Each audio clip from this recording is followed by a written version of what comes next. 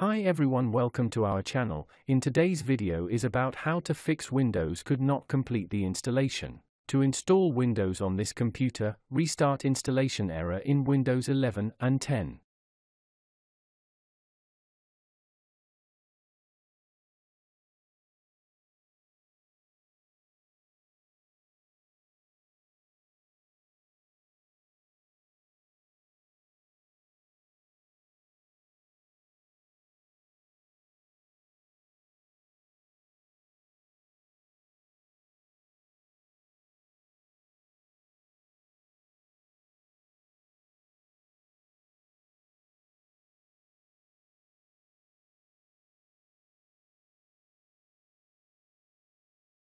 If you found this video helpful, please like to encourage us and subscribe to our channel. Leave comment and share it with others so they can benefit too.